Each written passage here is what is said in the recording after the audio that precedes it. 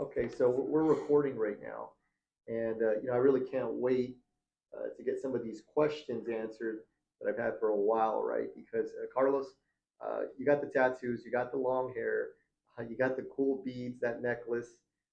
You're a business owner, an investor, so this is quite interesting. So, but please, first of all, could you introduce yourself to anybody seeing this video right now? Yes, my name is Jose Carlos Martinez. I was born in Cuernavaca, Morelos, right next to Mexico City, and I actually grew up in Mexico, right next to Mexico City. I came to the United States when I was 18, 19, and it has been nothing but a blessing all these years. I created a beautiful family. I that I love so much, and that I do anything for them. The kids have been they are successful within their own right. They do good. I think pues as long as they don't they don't suffer, and they're good people, and they are a good people, and they can navigate this life with not too much difficulties. Uh, I think that's a successful parent right there. So I'm very happy, very pleased. My older daughter Sarah, she's a nurse. Uh, the she's 25. Jessica is 23. She's a bioengineer. The youngest is Mark. He's 20, and he's going to be a physical therapist hopefully soon. I'm already pushing him and telling him, go get Great. it. So Not to stop you, I think what's interesting is that you came from Mexico here. Here's the United States, here in Corona, right, but you weren't always in Corona here, right? right. Before coming to Corona, where were you? Well, I spent close to 8 years in San Diego, in like Mira Mesa area, and it was really nice down there. That's what, and actually, that's when everything started.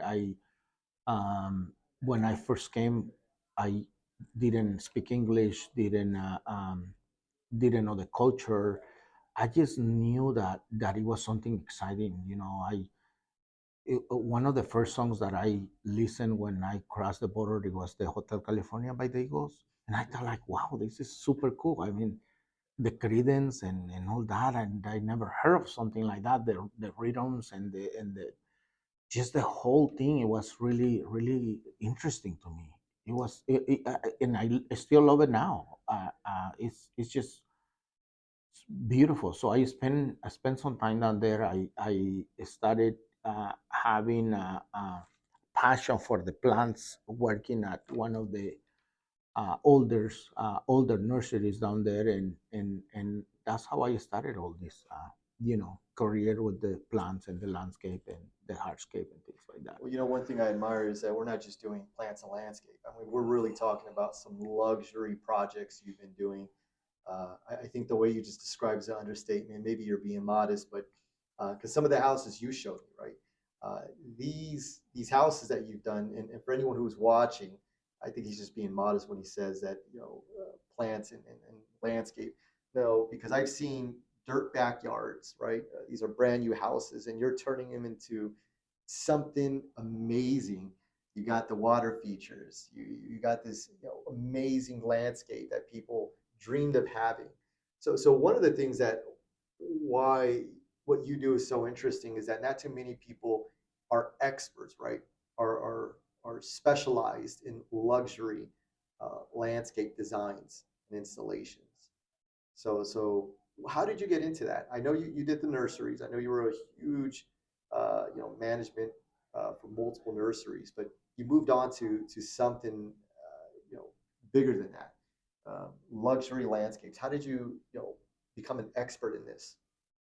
Well, passion, passion on create something. There is no, I find no pleasure when you have to follow a drawing like that somebody made, or for like for example that he almost repeats itself like the track houses sometimes that we did a bunch of projects that the fronts look all the same and everything looks the same and it just kind of like not doesn't have many interesting things in it. Mm. I don't know. I never found any pleasure on doing that type of projects. But when you start with like nothing and then you come up with the idea and then when people let you and have the budget to create something, I think that's where the real substance like that is where life is when the passion and the creation and all the good stuff comes together. So a rare passion for the plants, uh, uh, passion to create something. I think that's the key to create or to come up with really nice designs and the passion, passion, Yeah. and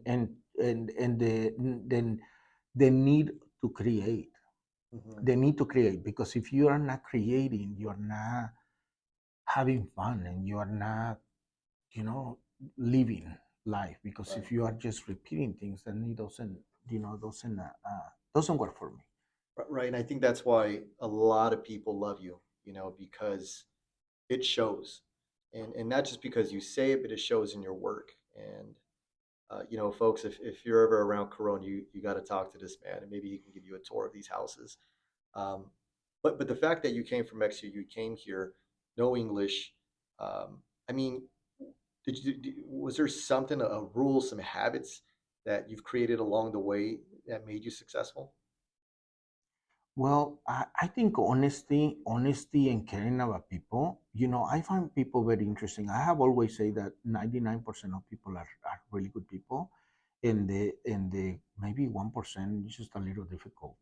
But honesty, being honest with people, and the I think I have always thought, or I think that people are like my friends and my family, and even if I don't know you, I approach you like if you were my friend, and then if you trust me, let me tell you a story. There was a gentleman that gave me a job in La Cresta, and we didn't come up with a total for his project. He ended up spending like 600,000 on his project. Just the fact that he let me do whatever almost I wanted, he just gave me a concept. That alone for me is important, and is I have to respect his money. I have to respect him. I have to respect the whole aspect of it. If somebody trusts you with the project, so you, I will say that is the biggest honor. So then you have to take care of the project and take care of their money. Yeah. So I actually make the least money when people did that than when I wrote set contracts, you Hmm. know, Hmm. because I will run it like 7% and instead of like 12% or whatever, I can run it the other way. So it's very interesting. I think I'm very honest person. Like too sometimes I'm like too honest if that's possible. It's interesting, but people are excellent. People are super super cool. I find people amazing. And again, it shows because the people I've met who've met you, uh, again, there's a reason why they keep coming back to you, right? When they have to make these improvements on their landscape. But you know, what keeps you motivated? Because you've been in the industry for quite some time now. And how long has it been? I know it's been like more than 20 years. It, But it, how long and what keeps you motivated? I mean, the fact that over 20 years. mhm. But go ahead, tell some of the viewers. No, I think this is the best job in the world. I mean, talking to people, creating something, and the people, you can get the worst out of people, you can get the best out of people. So if you get the best out of people and you work with people and your project is my project, I think that's the key. There is nothing bad about it. I don't find anything bad about it. I have fun. I wake up early in the morning. I plan my day. I have fun all day. You know, I love to see the progress on the projects. It's just there's nothing wrong about it. It's I don't you know the I read somewhere that if you find something that you love to do, that you don't work a day in your life. So I guess look at me now. I'm working right now. I'm having this fine interview with you. I mean, what else can I even ask for? I already had myself a fine breakfast. I mean, you know, That I was a have good breakfast we is had. you know what I mean. So it's there is why wouldn't I be motivated? Yeah. I mean, it's hard not to be motivated. Well, is there anybody, any mentors or role models, that influence your career choices? There has been different people that taught me different things. And one of the things that I remember, when I was in San Diego, that I used to work for this gentleman named Mr. Bob, and uh, he paid me more than just about anybody he had a small factory a furniture factory, and he was doing the furniture and he was doing the upholstery, and I was on the building of the furniture side, and I was in charge of it at a very early age. He trusted me, and he used to pay me more than average people, and I always have been a really hard worker. He asked me to take care of the other side as well, and I asked for a raise before I proved myself, and he fired me. That impacted me like immensely, and I still think about it now, and I carry it with me. I feel that you need to treat people with respect. You need to like, uh, so the way that impacted me is like, you need to do the work. You need to do the work, and the rest is coming. It boils down to that. That's one of the biggest, I will say, impacts that I remember. I used to be married to Sandy Weeks in San Diego. I was married to her for a while, and that's another person that encouraged me a lot to get better and to do better and to learn English and to you know get certified in the plants and get a contractor's license and all that good stuff. So and honestly, I learn every day from different people. Every day, different people teach me what to do, what not to do, what to follow, what not to follow, and so and I really love to motivate myself every day. Every day when I wake up, I'm very happy to wake up. I'm very happy to be alive. I'm very happy to have a beautiful family. I'm happy to have work. I'm happy that I'm not sick. I mean, there is so much to be motivated about, and so much to be, you know, uh, used as a rocket for you day. So That's so no, that's yeah, it's amazing. It's amazing. that is amazing. One of the things that really caught my attention when I first met you, that uh, you love history, but you also love always improving yourself. I remember one time you asked if I could get you somehow like a book to learn how to write better. And I thought that was interesting that you asked for that. But it really stuck out to me because you just wanted to improve yourself, just for you, and it shows, and it really does, because you talk about, again, if it's history, writing, different cultural backgrounds, that really caught my attention. I learned a thing or two, but knowing what you do, you're an extremely busy man. Um, but I want to end it with, what's the future here? What do you see yourself in the future? You're doing a lot of things, but what do you have planned for the future?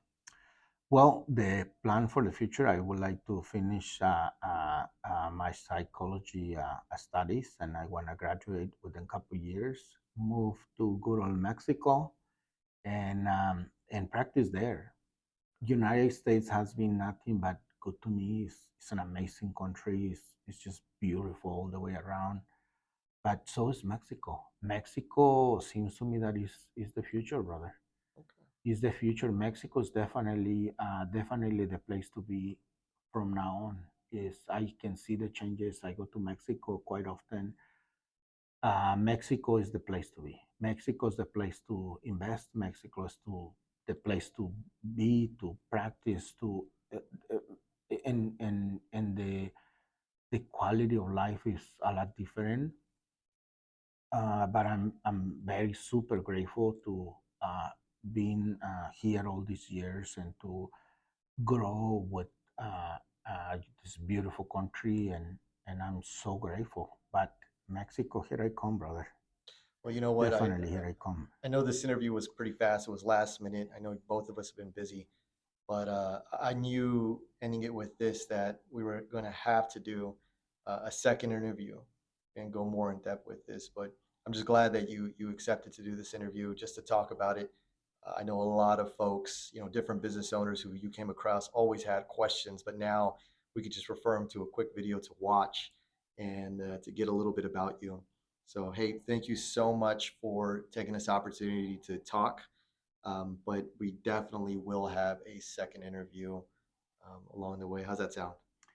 My pleasure, brother. Anytime I'm available, anytime, and I'll see you in Mexico. All right. And just in case if anyone wants to reach out to you just personally, how can they get in contact with you? Well, my phone number is 951-316-9736, and I'm available for anybody. Is that a call, text?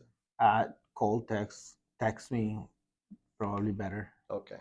Okay. Well, he's a busy man, folks. So if he doesn't text you back, just wait. I had to wait a full week to get a response from him, but he always comes back to it. So hey, Carlos, thank you so much for sitting down. Uh, I'm sure we'll be talking after this. Very welcome, brother. My pleasure.